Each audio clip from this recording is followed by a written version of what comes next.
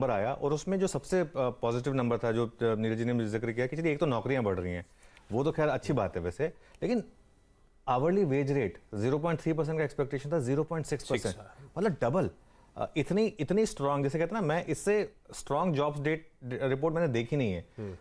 तो कहां पर, मतलब कहीं ना कहीं तो फेड को भी एक ईगो क्लैश होगा ना कि मेरे इतना बढ़ाने के बाद भी नहीं वो हो रहा है, तो कहां से कूल ऑफ होगा, कहां से वो देखिए वो ब्लैक फ्राइडे की रिकॉर्ड सेल्स आई थी, तो एक इनहेरेंट स्ट्रेंथ है इकोनॉमी में। अच्छा, एक ना सेंटर, ये एक शंकर शर्मा जी का बहुत इंटरेस्टिंग व्यू रहता है कि सेंट्रल बैंक्स का काम इन्फ्लेशन फाइट करना नहीं होना चाहिए, वो नहीं कर सकते, वो उनका काम पॉलिसी मैनेज करना चाहिए, ये उनको नहीं करना चाहिए, मतलब वो उनका एक व्यू था। लेकिन एक चीज़ बहुत क्लियर हो गई है कि अब यूएस मार्केट एक तरीके से या तो ये कह रहा है कि चलिए अब कुछ फर्क नहीं पड़ता, शायद फेड भी रियलाइज करेगा कि अब मेरे बढ़ाने से भी कुछ फर्क नहीं पड़ता, कहीं रिसेशन ना आ जाए इसलिए अब बंद ही करो, तो मतलब, लेकिन ये बहुत ही एक ना ये जनवरी फरवरी में जाके मार्केट, मुझे लग रहा है कि एक आपको ना आशीष एक शार्प करेक्शन दे सकता है जनवरी फरवरी में जाके, क्योंकि तब तक मार्केट को रियलाइज हो जाएगा कि ये जो टर्मिनल रेट है शायद इससे कहीं ऊपर होगी जितना हम एज्यूम कर रहे हैं अभी। लेकिन अभी मार्केट नहीं कर रहा है। हम हमारा डिसीजन क्या है, हमको नियर टर्म के लिए प्रिपेयर करना है हमारे व्यूअर्स को कि अभी क्या करना है। तो अभी मार्केट ने कोई इंडिकेशन नहीं दिया है, अब तो इनफैक्ट मार्केट स्ट्रांग, मतलब महंगाई की उससे भी डर नहीं रहा है, तो ये एक मार्केट के लिए काफी पॉजिटिव है। उस दिन का यूएस का बॉन्ड यील्ड ये देखिए 3.62 तक चला गया था, वो 3.62 3.63 तक चला गया था, वहां से फिर गिर के वो 3.54 पर आ गया। तो वो जितनी की जो रैली थी बॉन्ड यील्ड में वो नीचे आ गई, डाउ फ्यूचर नीचे था 400 पॉइंट, वो ऊपर आ गया, नैस्डैक ने पूरा का पूरी अपनी जो गिरावट थी वो पूरी की पूरी संभाल ली। तो ये सब पॉजिटिव है। अच्छा, इंडिया के हिसाब से नेगेटिव क्या है? इंडिया के हिसाब से नेगेटिव है ये जो पूरा चाइना में हो रहा है, और जो मतलब जो हमने एक पूरी तेजी भुनाई थी, क्योंकि चाइना में एक बहुत बड़ी गिरावट थी और कमोडिटी प्राइसेस में बहुत बड़ा प्रेशर था। अब चीन का ओपनिंग अप, इसका मतलब कमोडिटीज अच्छा कर रही हैं। आपने ऑलरेडी देखा है ब्रेंट क्रूड 87-88 हो गया, मेटल के सारे प्राइसेस ऊपर जा रहे हैं। आपने नोटिस किया होगा पिछले 3-4 दिन से ऑटो स्टॉक्स गिर रहे हैं, मतलब इवन कोई अच्छी सेल्स के बाद भी ऑटो सेल्स और कई ऑटो स्टॉक्स गिर रहे हैं। वो क्यों हो रहा है? क्योंकि वो जो हमने एक रैली प्ले की थी जिसमें कमोडिटी कंज्यूमर्स रैली कर रहे थे और कमोडिटी प्रोड्यूसर्स में डिक्लाइन आई थी। अब वो पूरी की पूरी रिवर्स हो रही है वापस। अब वो वापस कमोडिटी कंज्यूमर्स अच्छा कर रहे हैं और कमोडिटी यूजर्स खराब कर रहे हैं। इसी के लिए आईटी अच्छा कर रही है और बैंक निफ्टी ने ऑल ऑफ अ सडन थोड़ा सा अंडर परफॉर्म करना शुरू कर दिया, क्योंकि ये जब कमोडिटीज अच्छा करती हैं तो नॉर्मली वो एक एल्गो ट्रेड प्रोवाइड करता है जिसमें बैंक नीचे आता है और आईटी ऊपर आता है, क्योंकि अगर कमोडिटीज अच्छा कर रही है तो मतलब वर्ल्ड मार्केट अच्छा कर रही है, मतलब वर्ल्ड इकोनॉमी अच्छा कर रही है, इसका मतलब वो आईटी के लिए अच्छा है। लेकिन इसका मतलब इन्फ्लेशन ऊपर आ रहा है तो बैंकों के लिए खराब है। तो ये सब जो है पूरा का पूरा सार है ग्लोबल क्यूज का, और यही आप इंडिया में भी ट्रेंड देखेंगे मेरे ख्याल से। अब जैसे कमोडिटी प्रोड्यूसर अच्छा कर रहा है तो इसका मतलब रिलायंस अच्छा करेगा, इसका मतलब ओएनजीसी अच्छा करेगा, मेटल्स अच्छा करेंगे, आपके बाकी ये सब जो कमोडिटी प्रोड्यूसर वो अच्छा करेंगे। खराब कहाँ पे होगा? ऑटोज में, थोड़ा सा एफएमसीजी में। लेकिन निफ्टी इसके लिए ज्यादा स्ट्रांग है कंपेयर टू बैंक निफ्टी। ये एक हमारा एक ब्रॉड व्यू रहा है और मुझे लग रहा है कि ये कंटिन्यू भी रहेगा इसमें। ये दिख भी रहा है, हर दिन वैसे ही नजर आता है बाजार। ये जो चाइना की ओपनिंग अप है ना, हैंगसेंग अब 3-3.5% हर टिक के साथ और मजबूती तूल पकड़ रही है। वीकेंड में बहुत डेवलपमेंट रिपोर्ट हो रहे थे, कैसे शंघाई में वो जो बूथ्स लगे हुए थे कोविड टेस्टिंग के वो हटाए जा रहे थे, कैसे वो ट्रैवल को लेकर अलग अलग डिस्ट्रिक्ट्स ने अब सब ईज ऑफ कर दिया। पहले पेपर दिखाना पड़ता था, फिर ट्रैवल करना अलाउड था, अब वो आपको पर्चा लाने की जरूरत नहीं है, कोविड नेगेटिव रिपोर्ट लाने की जरूरत नहीं है। इस तरह से ईज ऑफ हो रहा है, इसीलिए आप देख रहे हैं शंघाई हैंगसेंग पूरे एशियाई पैक में सबसे बेहतर कामकाज करते हुए। ये आपने अपनी कमेंट्री में एक बात कह दी थी कि क्रूड हमने शायद डाइजेस्ट नहीं किया है, क्या मतलब इसका? इंडिया की मार्केट के लिए क्रूड सबसे इम्पॉर्टेंट है, और हम अभी जो रशिया से ख़रीद रहे हैं डिस्काउंट प्राइस पे, और हमने ये बयान दिया है, सरकार ने कहा है कि हम खरीदते रहेंगे। तो अगर आप रशिया से क्रूड खरीदना चाहते हैं डिस्काउंटेड प्राइस पे, जो कि लगभग इसी के आसपास आएगा, तब भी आपके लिए ख़रीदने में दिक्कत ये आएगी क्योंकि आपको इंश्योरेंस और री इंश्योरेंस कैसे मिलेगा, ये आपको एक चैलेंज है।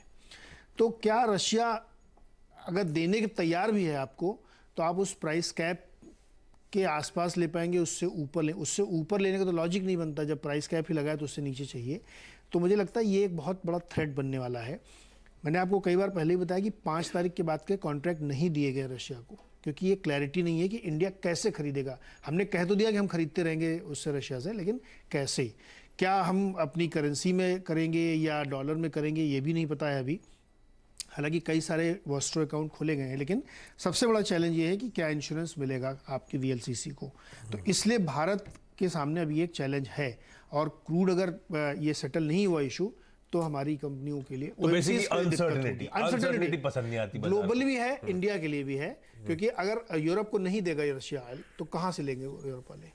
फिर आप जाएंगे ओपेक के पास या यूएस से कहेंगे आप दीजिए, तो फिर प्राइस ऊपर जाएगा। तो वो एक बड़ा चैलेंज है, देखते हैं क्या होता है। हालांकि रूस के लिए बहुत ही कैप्टिव क्लाइंट है चाइना और इंडिया, जिनको वो पूरा सप्लाई कर देगा तो काम हो जाएगा इनका। ठीक है, तो ये अब देखते हैं, क्लैरिटी धीरे धीरे इमर्ज करेगी। अभी थोड़े से इफ्स एंड बट्स लगे हुए हैं, कैसे ये प्राइस कैप वर्क करेगा और कैसे फिर दरअसल कैलकुलेशन तो 30% डिस्काउंट अगर बाकी रशिया देता है एक्चुअल भाव पे तो हमारा भाव भी वही बैठता है $60 के आसपास। पर हाँ, री इंश्योरेंस वाला इशू होगा, हमें सिग्नेटरी बनना पड़ेगा वो $60 कैप के लिए, और जो सिग्नेटरीज हैं उनको रशिया माल सप्लाई नहीं करेगा। नहीं ये लफड़ा है, तो देखते हैं अभी कैसे वर्कआउट होता है। लेकिन ठीक है, आज का सेटअप समझा जाए। ओवरऑल एक वन साइडेड रन है इंडियन इक्विटी मार्केट्स में।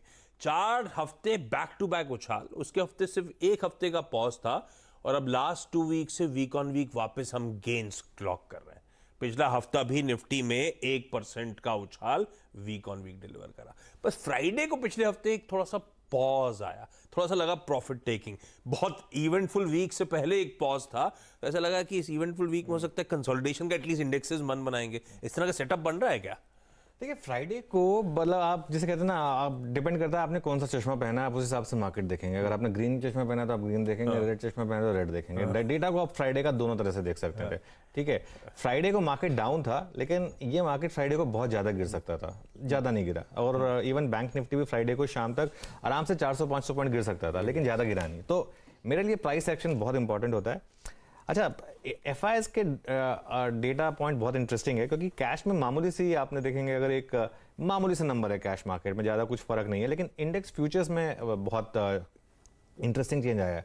इंडेक्स फ्यूचर्स में एफआईएस ने 28,000 लॉन्ग कट किए हैं और 12,000 शॉर्ट्स ऐड किए हैं। ये मेरे लिए एक पॉजिटिव आंकड़ा है। पॉजिटिव क्यों है? क्योंकि इससे लॉन्ग शॉर्ट जो है थोड़ा बैलेंस हो गया। लॉन्ग शॉर्ट जो 75-25 था आशीष, थर्सडे को जब हमने छोड़ा था, जब एक्सपायरी हुई थी थर्सडे को, अब वो फ्राइडे के एंड पर आकर हो गया 66%। तो 75% का 66% हो गया, और शॉर्ट जो है 25% से बढ़ के 34% हो गया। तो थोड़े से शॉर्ट्स आए हैं सिस्टम में, और अगर थोड़े से और आ जाएं ये शॉर्ट्स तो मार्केट के लिए एक मेरे ख्याल से एक अच्छा होगा, क्योंकि फिर शॉर्ट कवरिंग आएगी। अच्छा, ये सिर्फ फ्यूचर्स में नहीं हुआ, ऑप्शंस में भी हुआ। ऑप्शंस में भी अगर आप देखें तो पहले तो कॉल्स के आंकड़े लेकर आते हैं। कॉल्स में 1 लाख की बाइंग हुई है, वो काफी स्ट्रॉन्ग बाइंग है, लेकिन उसके सामने सेलिंग देखिए कितनी हुई है, कॉल राइटिंग कितनी हुई है, 1.7 लाख की कॉल राइटिंग हुई है। तो नेट 72,000 कॉन्ट्रैक्ट्स की राइटिंग हुई है कॉल्स में। तो ये भी एक नेगेटिव नंबर है टेक्निकली देखा जाए तो। और पुट्स में अगर आप देखेंगे तो पुट्स में बाइंग हुई है करीब 68,000 कॉन्ट्रैक्ट्स की, और उसके सामने शॉर्टिंग हुई है सिर्फ 12,000 कॉन्ट्रैक्ट्स की। तो नेट अगेन 55,000 आपकी पुट बाइंग है नेट, और 72,000 आपकी कॉल सेलिंग है नेट। तो इन दोनों को अगर आप जोड़ दें तो 1.2 लाख के करीब नेट ऑप्शंस की तरफ से हो गया सेलिंग। और अगर फ्यूचर्स में देख लें 28,000 शॉर्ट और 28,000 लॉन्ग कटे और 12,000 शॉर्ट जुड़े, तो 40,000 करीब वहां से आ गया। तो ये जो एक बहुत ज्यादा मार्केट में मैसिव ओवर बाइंग थी, वो अब कम हो गई है। और एक और इंडिकेशन जो मैं नॉर्मली ट्रैक करता हूं पुट कॉल रेशियो का, वो भी गिरकर आ गया 0.94 पर। वो भी अब जो है न्यूट्रल से थोड़ा सा नेगेटिव जोन में आ गया पुट कॉल रेशियो भी। तो एक्चुअली आज मेरा थोड़ा सा होप थी कि मार्केट आपको एक गैप डाउन देगा, क्योंकि अगर मार्केट ने आपको गैप डाउन दिया होता तो मार्केट सीधा आज आपको एक सपोर्ट जोन में खुलता, और वहां से मुझे लग रहा है कि 0.94 का पुट कॉल रेशियो, ये सब एक मेरा एक ओपन कॉल होता कि जहां खुले वहां बाय कर ले। अभी क्योंकि ये एसजीएक्स निफ्टी ऑलरेडी दिखा रहा है कि 50 पॉइंट के गैप अप के साथ खुलेंगे, तो फिर हम नो ट्रेड जोन में खुलेंगे इसके लिए। लेकिन मार्केट में बेरिशनेस नहीं है, ये आप मान लीजिए। मार्केट में आपको बड़े सौदे पॉजिटिव साइड पर ही मिलेंगे, शॉर्ट साइड पर नहीं मिलेंगे। ये मार्केट अभी भी जो है फर्मली बाय ऑन डिप्स का ही मार्केट है। फॉर्मली बाय ऑन डिप्स का ही मार्केट है, और वो ड्यूली रिवॉर्ड कर रहा है अगर आप हिम्मत करें किसी भी गिरावट, किसी भी कंसोलिडेशन में खरीदने का मन बनाए तो। ठीक आ रही है आपको? तबियत खराब है क्या? हाँ, मैं सोच रहा हूँ वीकेंड में छुट्टी ले सैटरडे संडे आपको ऑफ दे देंगे। अच्छा, आज का बाजार बढ़िया मूव्स है, सस्टेन्ड अप ट्रेंड में है भारतीय बाजार। हमने पिछले हफ्ते मंडे को रिकॉर्ड उच्चतम स्तर छुए, उसके बाद कोई लेट डाउन नहीं। हर दिन उसके बाद हमने फर्दर कंसोलिडेट करा, अपटिक्स दिखाए, रोज नए रिकॉर्ड जड़े। वो तो फ्राइडे की हम लोग चर्चा कर रहे, थोड़ा सा पॉज था। तो अब आप जब कह रहे हो हम खुलेंगे अगर 1/4% तो एक नो ट्रेड जोन होगा। तो फिर गिरावट कहां तक की रिस्ट्रिक्टेड डाउनसाइड को चेज करना चाहिए, कैसे अप्रोच करूंगा निफ्टी को आज? देखिए आज मेरे ख्याल से आज पूरा दिन निफ्टी नो ट्रेड जोन है। एक सिर्फ अगर आप एक अग्रेसिव ट्रेडर हैं तो लास्ट में आप एक BTST करके जा सकते हैं कॉल्स में, अगर मार्केट ने आपको जोन दिए तो। वो जोन क्या है, पहले एक बार जरा मैं ऑप्शंस के डेटा दिखा देता हूँ आपको। आशीष, बहुत इंटरेस्टिंग चीज़ हो रही है। पहले ना हर 100 पॉइंट के स्ट्राइक्स पे कॉल राइटिंग होती थी। फ्राइडे को 50 पॉइंट के इंटरवल पर भी कॉल राइटिंग हुई है। 18,700 पे कॉल राइटिंग हुई है, 42 लाख शेयर वहाँ जुड़े। 18,750 पर 20 लाख शेयर जुड़े और 18,800 पे 40 लाख शेयर जुड़े। तो कुल मिला के सिर्फ ये 100 पॉइंट के जोन में 1 करोड़ कॉल राइट हुई है आपकी। ये आपको अब या क्या ये कॉल राइटर्स की पिटाई होगी या ये कॉल राइटर्स में ज़बरदस्त कन्विक्शन है, कॉन्फिडेंस है। ये पूरी की पूरी लड़ाई अब इस चीज़ की है कि ये कॉल राइटर क्या करेगा यहाँ पर 18,700 से 18,800 के बीच में। ये 3 लेवल पर ये आपकी ज़बरदस्त कॉल राइटिंग है। इसका मतलब क्या हुआ, आपके लिए पहला रेजिस्टेंस 18,815 पर। तो अगर 18,815 के करीब आप खुलते हैं किसी भी कारण से या उसके आसपास जाते हैं तो वो एक बाय जोन नहीं है आपके लिए। वहाँ पर आपको इनफैक्ट अवॉइड करना है, क्योंकि 18,900 पे बड़ा रेजिस्टेंस है, 18,887 तो आपका ऑल टाइम हाई है ही, तो वो एक जोन है। प्लस 19,000 पर एक आप नॉर्मल रेजिस्टेंस देखेंगे। सपोर्ट जोन कहाँ है निफ्टी का और अगर कहाँ पर बाय करना है, वो सपोर्ट जोन है 18,600 का। अब वो आएगा कि नहीं आएगा ये कहना थोड़ा टफ है, क्योंकि जैसे मैं कह रहा हूँ अगर गैप डाउन होता 40-50 पॉइंट का तो मैं कहता कि आप फिर वहाँ पर खरीदें और 18,600 का एक स्टॉप लॉस लगाएं। तो 18,650-60 के करीब अगर आपको मिल जाए मार्केट में किसी भी रिएक्शन पर, वो बाय जोन है। उससे पहले बाय नहीं है मार्केट में। आपको थोड़ा सा मार्केट को अवॉइड करना होगा, देखना होगा मार्केट कहाँ जा रहा है। 18,600 पर एक बड़ा सपोर्ट है और सबसे बड़ा सपोर्ट 18,550 पर है। अगर आप पोजिशनल लॉन्ग हैं तो अपना स्टॉप लॉस को ट्रेल कर दीजिए 18,550 पर। लेकिन अगर आप उस तरीके के ट्रेडर हैं जो उस लेवल की वेट नहीं कर सकता, कि अगर मान लो नहीं 18,650 और गैप अप के बाद भी आपको ट्रेड करना है, तब आपको कहाँ ट्रेड लेना है? तब आपको हल्का सा कंसोलिडेशन या हल्का सा डिक्लाइन मिले फर्स्ट आवर में, उस पर बाय करना है। और फिर आपको स्टॉप लॉस कहाँ पर लगाना है? फ्राइडे का जो लास्ट आवर का लो है, फ्राइडे लास्ट आवर का जो लो है वो एग्जैक्ट नंबर देख लीजिए, वहाँ पर आपको स्टॉप लॉस लगाना होगा। फिर शॉर्ट के बारे में मत सोचें अभी इस मार्केट में, क्योंकि मार्केट शॉर्ट का है नहीं और शॉर्ट्स में कोई ज़्यादा आपको ट्रैक्शन मिल नहीं रहा है। इंट्राडे में 30-40 पॉइंट मिलते हैं, उससे ज़्यादा कुछ मिलता नहीं है, उसके लिए इतना टेंशन लेने की ज़रूरत नहीं है। लेकिन एक चीज़ है कि निफ्टी अभी भी मुझे लग रहा है कि आउट परफॉर्म करेगा कंपेयर टू बैंक निफ्टी। इसमें अभी भी लेग्स हैं, जैसे रिलायंस है, HDFC है या फिर और बाकी के स्टॉक्स हैं, वो थोड़ा सा IT है, वो थोड़ा सा अच्छा करेगा। तो वो मेरे ख्याल से एक आउट परफॉर्मेंस दिखाएगा। और दूसरी चीज़ ब्रॉडर मार्केट आउट परफॉर्मेंस। तो अगर आप इंडेक्स में नो ट्रेड जोन रखना चाहते हैं तो बैंक ने तो फिर इंडिविजुअल स्टॉक्स पर फोकस करो। देखिए इंडिविजुअल स्टॉक्स में आपने एक चीज़ नोटिस करी होगी आशीष, पिछले 3-4 दिन में हमारे एक्सपर्ट्स के ऑलमोस्ट इतने सारे ट्रेड्स में टारगेट हिट हो रहे हैं, वो सारे के सारे टारगेट्स हिट हो रहे हैं। तो वो एक क्लियरली इंडिविजुअल स्टॉक्स में बहुत ट्रैक्शन है, उस पर फोकस करिए फिर। बहुत बढ़िया। ये है कहानी आज के निफ्टी के सेटअप की और निफ्टी को कैसे स्ट्रेटेजाइज करना है, कैसे अप्रोच करना है आज मंडे के सेशन में। निफ्टी बैंक लेकर आइएगा स्क्रीन पे। 150 पॉइंट के आसपास फ्राइडे को गिरा और आपने बिल्कुल सही वर्ड यूज करा, गिरने को बहुत तगड़ा गिर सकता था। निफ्टी बैंक की कंट्रीब्यूशन प्लेट खींचिएगा, सारे heavy weights ICICI, SBI, Kotak, Axis सब सुस्ता रहे थे। लकीली सब पस्त पड़े हुए थे। गिरने को एक्चुअली मीनिंगफुल करेक्शन आ सकता था, लेकिन ठीक है। लेकिन हेवी वेट ठंडे पड़े हुए थे फ्राइडे को। अब निफ्टी बैंक आपने कह ही भी दिया कि निफ्टी एक शेड बेहतर, और क्यों क्या करूं निफ्टी बैंक। हाँ, और देखिए आशीष, स्पेशली अगर आप क्लोजिंग शो पर एक बाजार को नोटिस करते हैं तो आप एक मोटा मोटा गेस लगा लेते हैं कि मार्केट का मूड कैसा है। तो फ्राइडे को मार्केट का मूड कोई बहुत बेरिश नहीं था। लास्ट के 1 घंटे में तो इनफैक्ट लोग लॉन्ग करके गए हैं बैंक निफ्टी में, वो दिख रहा है आपको स्क्रीन पर।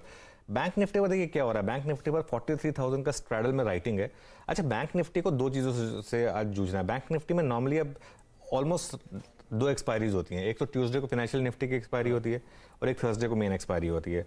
तो 43,000 का स्ट्रैडल मतलब कॉल और पुट दोनों, सेम प्राइस का कॉल और पुट दोनों, उसको स्ट्रैडल बोलते हैं। तो 43,000 के स्ट्रैडल में राइटिंग हुई है, उसका कंबाइंड प्रीमियम कितना है? 540 रुपये। तो बैंक निफ्टी की ब्रॉड रेंज क्या है? 42,500 नीचे में और 43,500 ऊपर में, क्योंकि 500 रुपये माइनस कर दीजिए आप दोनों में से, तो वो आपकी रेंज हो गई 42,500 से 43,000।